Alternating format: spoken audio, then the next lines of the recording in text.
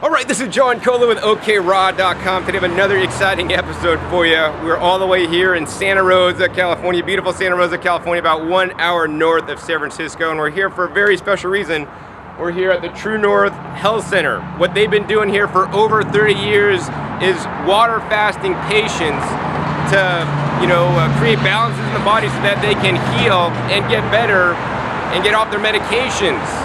And I can definitely say that, in my opinion, it works. I've sent both my parents here to not only water fast, but get and derive the benefits from the education that also is a very important and large component of what they do here at the True North Health Center. So what we're gonna do now is we're gonna go inside and we're gonna interview Dr. Goldhammer and talk to him about the benefits of water fasting. So now we're here with Dr. Alan Goldhammer, and we're gonna share with you guys the benefits of fasting. But before we get into benefits of fasting, we're going to define what fasting is according to Dr. Goldhammer and what it should be defined as, because the term fasting is being used in many different definitions these days. So Dr. Goldhammer, in your definition, what is the true definition of fasting? Well, yeah, there's lots of different things people describe as fasting, but when we talk about fasting, it's the complete abstinence of all substances except pure water in an environment of complete rest.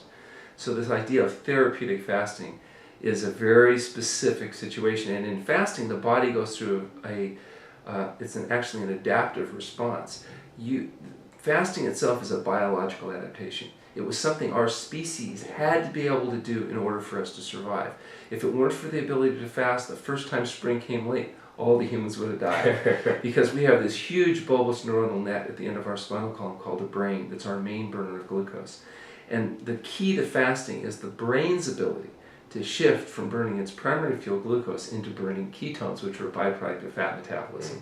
And because of the body's ability to do that, we can shift our fuel from burning glucose or proteins into burning fat. And so by the end of the second week of fasting, the majority of calories are actually being derived from fat. It's a rather unique situation. Not all animals can do that. And so that's why, for example, chimpanzees, you can't fast very long because they would die. But humans, because of this unique adaptive ability, we're able to do that. What we found is by applying this very natural ancient practice, you can apply that in situations that are a result of dietary excess and give the body a chance to rapidly heal itself. Wow. So just want to put it out there because one of the big popular things these days is juice fasting. So Dr. Goldhammer. Well, juice fasting isn't really fasting. It's actually a modified feeding, and it may be very useful to people. People that go on juice diets or juice cleanses or however they want to term it can derive benefit because they're not eating greasy, slimy, fatty, dead flesh. So the point is, it's not that those things don't have a role, but they're not technically fasting, and they don't induce the unique physiological adaptation that we see in water-only fasting. So there's advantages, but also disadvantages, to each different form. So let's get into the advantages or benefits of true water fasting. So Dr. Goldhammer, what do you say the first benefit of the water fasting? Well, there's a lot of things that happen in water fasting that happen either more intensely or more quickly than they do pretty much any other state that we see. When it comes down to it, health results from healthful living. If people live healthy, the body does what it can to get well. In fasting, that process is sped up. So, for example, weight loss. You can lose weight perfectly well with a healthy diet and with an exercise program. We know that on average, men lose about 2 to 3 pounds a week. On a healthy diet, women lose 1.5 to 2 pounds a week. In fasting, weight loss averages a pound a day. Obviously, if you don't eat at all, the laws of physics and thermodynamics tell us that there's going to be, resulting weight loss. There's a natriuresis that happens in fasting where the body will rapidly mobilize and eliminate accumulated salts. Well, that's a very powerful effect, even more so than maybe diuretics or other things that are used. And as a result, people's blood volume drops, which tends to drop blood pressure. Swelling and edema tend to drop. So people will rapidly get improvements in respiratory function and the ability to move, joint pain reduces, and that makes it possible to eliminate the need for medications and other things that go along with it. So those changes will also happen feeding, but they happen more slowly. With fasting, they happen very rapidly. The traditional justification for fasting really involved a concept of detoxification. The idea that people had accumulated toxins in their bodies, whether they be endogenous toxins or exogenous toxins. Exogenous toxins are the kind people usually think about, things like PCB and dioxin and pesticide residues and heavy metals, contaminants from the environment, most of which shouldn't even ever have existed. But we put them into the environment and they've managed to get themselves back into our systems. In fact, probably the most common way those toxins get into the body, besides directly through smoking and drinking, is through animal consumption. Biologically concentrated animal foods are a major source of these materials getting inside the body. Endogenous toxins are actually not toxins technically, they're normal intermediary products of metabolism. They may be things like uric acid or cholesterol or cellular pigments or other things that in and of themselves aren't necessarily a problem, but when they accumulate excessively within the tissues of the body, they can interfere on a cellular level with function. So whether we're talking about endogenous or exogenous toxins in fasting, these materials are rapidly mobilized and eliminated, much more rapidly so than in feeding. And that's actually led to criticisms by some people that said, well, maybe the body will detoxify so quickly it would be a problem, and the body wouldn't know what it's doing and wouldn't be able to handle it properly. But in our experience, that's actually not the case. The body's very good at mobilizing and eliminating these materials and regulating that process. Most of these toxins are actually going to show up in the urine. Oh, wow. Because when you think about the urine, it's basically the blood that's been purified by the kidneys. Most of these metabolic products are eliminated in the urine. There's a little bit through the skin and the breath and through the bowel function, but mostly this is a product of elimination, and which is why it's important in fasting that we maintain adequate water intake, so there is a solute for materials that are mobilized to be able to be processed and eliminated. So we definitely know that there's weight loss and sodium natriuresis and detoxification. There's also other processes in fasting that are rather interesting, like enzymatic induction. Enzymes are used by the body for a lot of different purposes. One is mobilizing nutrient stores, like fat. In order to burn fat, you have to go through lipolysis, which is enzymatically driven. To mobilize glycogen stores through glyconeogenesis requires enzymes. And breaking down protein through gluconeogenesis also, these are all enzyme-driven functions. When you go on a fast, those processes, you're inducing these enzyme systems. You must be mobilizing fat, protein, and glycogen. And also detoxification. Detoxification itself is driven by enzyme systems. So the detoxifying enzyme pathways are induced during fasting. And what's interesting is all of these pathways tend to persist after you're done fasting. Oh, wow. So it's not just while you're fasting that you are becoming more efficient at detoxifying or mobilizing nutrient stores, but after you're done fasting, those systems are catalyzed. And it's interesting to see as people do multiple fasts over time, they tend to get more and more efficient and effective at the process. And of course, hopefully they're also dropping their total body load of toxins as time goes on. So detoxification is another method that's dramatically facilitated by fasting. Now, the downside of that is it's not always a pleasant experience, because when you're mobilizing these materials, you can get very specific symptoms, from terrible tastes to body odor to discharges and rashes and nausea and vomiting, headaches, irritability. There's lots of things that can come up in fasting. Yeah, my dad said that his breath smelled like a garbage truck, or tasted like a garbage truck when it he's tastes fasting. like something crawls in and dies. You know, it's not always a pleasant. It's good to get out of you, though. Other changes in fasting, for example, there's insulin, which is a product that is necessary to drive sugar from your bloodstream into your cells, where it can be used as your primary source of fuel. Insulin itself, you can develop resistance to the effectiveness of insulin. Insulin resistance is actually essentially what's going on in diabetes mellitus, that people make insulin, but the insulin is not doing its job properly because of this resistance at the receptor sites, and as a consequence, blood sugar levels rise. In fasting, insulin resistance is profoundly affected, and so a significant percentage of our type 2 diabetics are able to achieve normal blood sugar levels, and with persistence of a healthy diet and exercise program can sustain those normal levels, eliminating the need for medications. and optimizing function in that regard. Other changes in fasting that are different than in feeding alone involve the effect of the digestive system as a whole. You have a tunnel that goes through your body. It starts in your mouth, it goes down your esophagus, into your stomach, through the small intestine, the large intestine, eventually reaches the rectum, and then there's the anus, so you're essentially pushing stuff in one end and trying to push it out the other end. And all the while it's going through the digestive system, it's not actually technically in your body. It's just passing through your body. But if materials can pass through the very fine mucosal membrane and actually enter the body, that membrane is designed to filter materials so that only very small particles, things like glucose and amino acids, can be absorbed and filter out the larger molecules.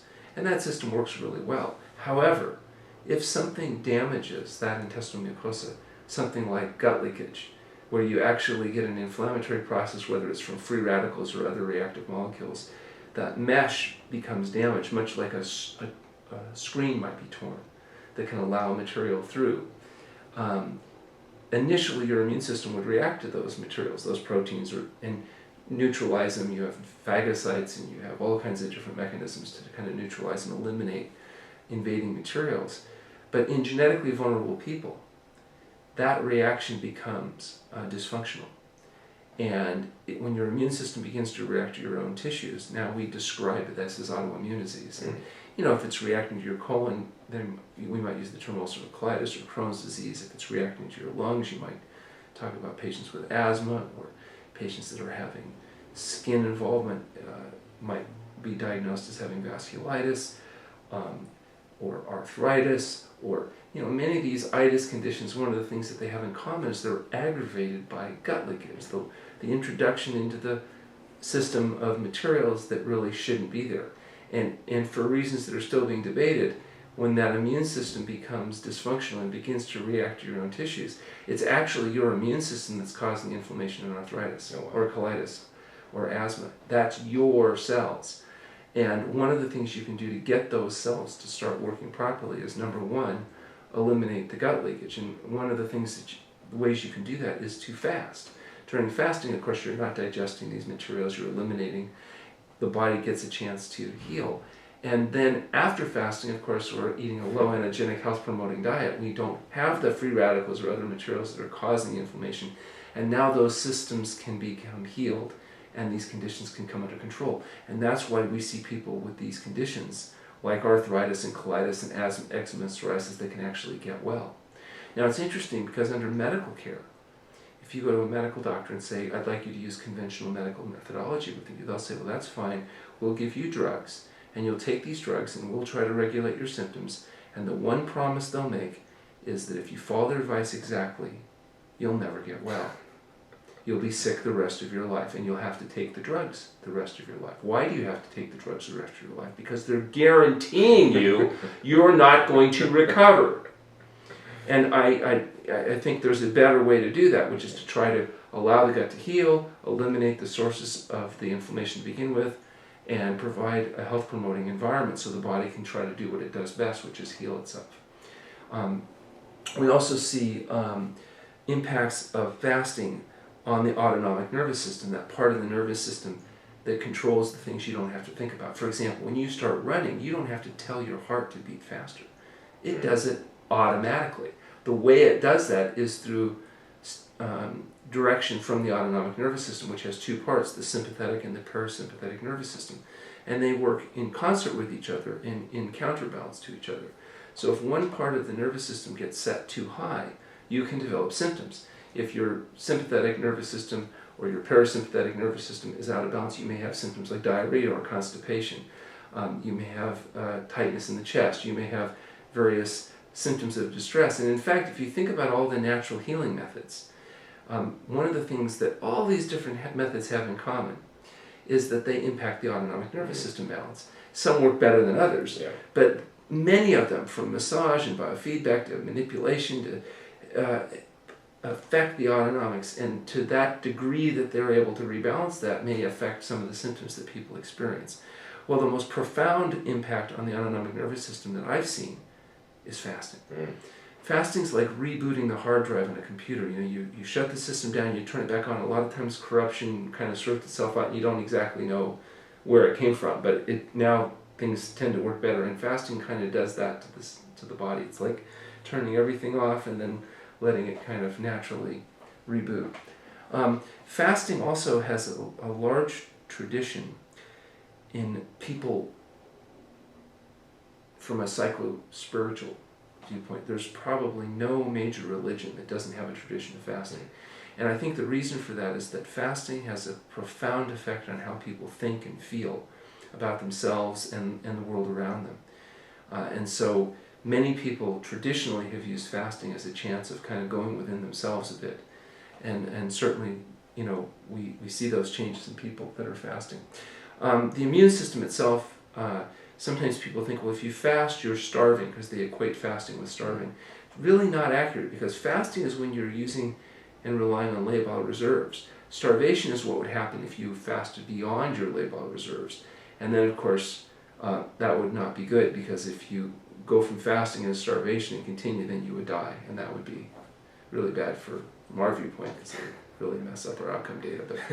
But fasting is when there are reserves. Part of our job in medically supervised fasting is ensuring that people have adequate reserves and monitoring them and making sure that the crises that we see are actually part of the body's ability to heal itself and not the result of a deficiency or depletion syndrome that could be present.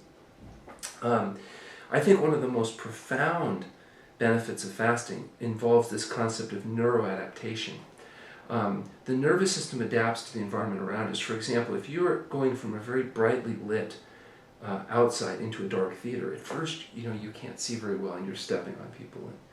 But eventually the rods and cones in your eyes adapt to the limited light and you can actually start be able to see a bit.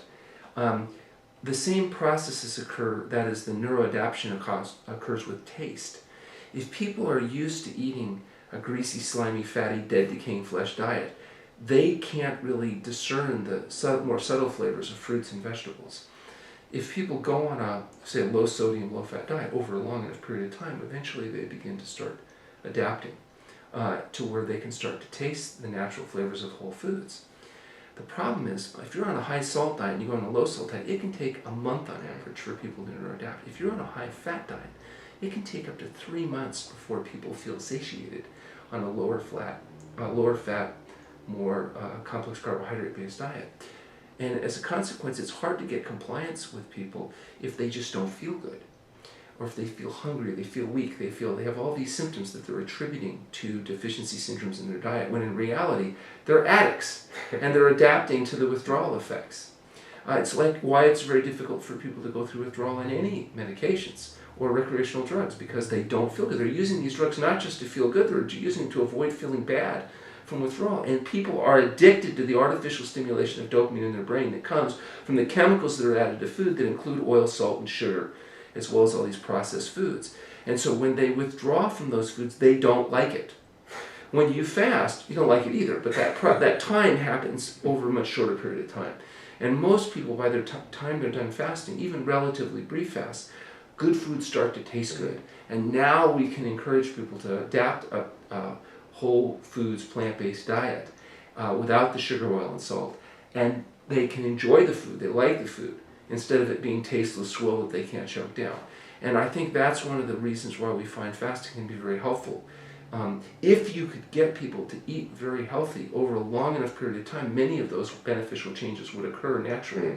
But it's very difficult to do that in people that are on medications, that have significant symptoms, or that are just so addicted to the pleasure trap that it's difficult for them to break free. When you use fasting, it's a useful tool in helping people adapt a health-promoting diet and lifestyle, and we found it to be very useful. Wow. So would you say, Dr. Goldhammer, fasting is probably the best way, if somebody is out there, that's watching this right now, is maybe on a standard American diet, and they want to make changes, they've tried to eat healthy before, but it just doesn't work. If they came here to True North and you got them fasting or on your program, and to reset them and then send them out in the world to eat right. I mean, is this probably one of the best solutions out there? We see some people are here because they're very sick, and they're in enough pain that they'll do anything, even eat well, or exercise, or whatever. They're willing to, pay pay the ultimate price in terms of adopting a healthy diet. Some people come here because they're very smart, and they've done this intellectually, and they've figured it out, and they use us because they're using us. They do periodic fasting as a health promotion, health maintenance, so they're very healthy, and they want to stay that way. Some people use this because it's very difficult if you're already on a healthy diet to get away from your regular environment and get into an enriching environment that's focused on health education and support and this kind of thing, and be able to just get your basic needs met for healthy food and water and all that kind of stuff. So we see people from the very healthiest people to the very sickest people. People come for different reasons. About 80% of the people we see come on referral specifically for medically supervised water-only fasting. Oh, wow. Because we're one of the few places that you can actually do water fasting in a safe and supportive environment. So for people that have a predilection to do water fasting, we do a really good job of that. Some people don't want to do water fasting. It's more vigorous, or maybe it's not even appropriate for them. And they may come in and do juice fasting or just a healthy eating program in conjunction with appropriate care and support. We have a unique situation here. We have 3 full-time medical doctors that aren't idiots.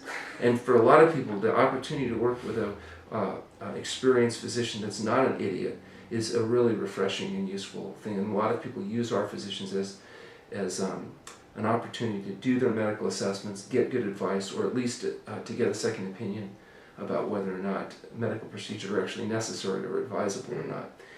We also have chiropractors, we have naturopathic physicians, we have psychologists. We've got a lot of different people working in an integrated fashion. So not any doctor can have background on every issue. And so when you get a group of doctors that think in a similar way but have different backgrounds and skill sets, it can be very powerful in terms of improving the likelihood that we kind of figure out what's going on and come up with a strategy that will work for a person. It also helps because not everybody's going to resonate with any given personality. And so we have a lot of these doctors that work with me here that are these loving, caring, considerate people. And I'm not being critical. They can't help it. It's their personality. But, they really genuinely care. And that's kind of novel nowadays. Mm-hmm. Now it's very frustrating for people because they're having trouble finding people that they have confidence with but that they can connect with. And for people that are serious about adopting a health-promoting diet and lifestyle, nowadays people are being diagnosed as having psychopathology because they're overly concerned about health or diet issues. The fact that they're concerned about it is being diagnosed as a psychological pathology, which is certainly not always the case. Yeah, I mean, some might consider me orthorexic. And there are people that have psychiatric issues that happen to manifest around food issues, but because you're desiring to develop a health-promoting diet and lifestyle doesn't mean you have psychopathology. It just means you're outside the norm, because normal people in our society are fat and sick and miserable and are going to die prematurely as a consequence of their poor decision-making. So if you want to be normal, adopt a standard American diet, become fat and sick. If you want to be healthy, though, you have to step outside the norm. I totally agree. Yeah. I mean, I totally agree. I've been doing a healthy diet for the last 19 years, and the biggest challenge I've had with my healthy diet is actually getting my parents, maybe they're watching this right now, to also do this diet. I've been doing it for a long time, and it took me. I mean, I could tell them all I do, and tell them, hey, you guys need to do this. They would never do it until my dad had a medical condition. And I said, Dad, I'll pay for you to go to True North. So I paid for him to go here. He water fasted for 30 days, drank nothing but distilled water. And that's the only thing that actually ever gave him benefits. He was actually on a experimental program, took some experimental drugs to help him with the situation that did not help him. But the only thing that helped him was actually water fasting. But more importantly than the water fasting that helped him, in my opinion, is that the education he got while he was here at True North, that was more critical to me and meant more to me than just the water fasting, because after he got out of here, he continued the healthy practices that I've been wanting him to do all the time. Well, that's the goal, is to give people the kind of support and education so they are able to go home and be able to apply these principles. I know my own mother, 30 years ago, came in and went through our program and adopted it, and she got nothing but grief from her friends, and she had a big social circle. And now I was talking to her recently. It's 30 years later. She's 88 years old. And she said the last of her friends has died. 52 different people over the last 30 years have passed away. And she said the worst part of the whole thing is there's nobody left to say, I told you so. Wow, well, I don't want anybody to say I told you so to you guys either. But yeah, I mean, same case. My dad's been doing this for a number of years now. And then just last year, my mother, you know, who's been resisting the change because she needs her chicken soup or, you know, her chicken, because chicken and rice, what she ate when she was a kid, and she needed that until last year when she was diagnosed with a precancerous condition, actually. And then, you know, if I talked to my mom and said, Mom, you need to do this, we would butt heads, man. We get in so many arguments about diet. It's not even funny because she's so strong-willed and I'm more strong-willed. But so I just said, Mom, I'm only going to tell you one thing because I don't want to argue about anything with you because you're in a tough situation. I said, one thing I said to her is call Dr. Goldhammer. So I'm so glad she did. The next day, she was actually in the center and she got here. She got on the program. And now she's on the road to recovery because you can't put a value on your guys' life. So Dr. Goldhammer, if anyone wants to learn more information about you and your center, can you give them your contact information and your website? Sure, you can go to our website at truenorthhealth.com, and our website has lots of information. We have video clips and articles, a lot of content on the website. You can actually fill out registration forms on the website that gets me your medical history, and you can call for a free consultation. We provide you a free phone consultation to determine whether there's something that we have that might be of use to you. And you can call us at 707-586-5555. All right, great. Thank you, Dr. Goldhammer. Hope you guys enjoyed this episode, learning about the benefits of fasting and also how the True North Health Center has helped impact my family's health, and I believe it could also help yours. I want to encourage you guys to reach out, contact Dr. Goldhammer for the free consult, and come here because I definitely think it'll help change your life. Hopefully you guys enjoyed this episode. Once again, my name is John Kohler with OKRaw.com. We'll see you next time, and remember, keep eating your fresh fruits and vegetables. They're always the best. All right, this is John Kohler with OKRaw.com. Today I have another exciting episode for you, coming in HD. We're here at the 2013 Woodstock Fruit Festival. It's the first day, it's Sunday when everybody checks in. We kind of got here a little bit early. We're gonna go ahead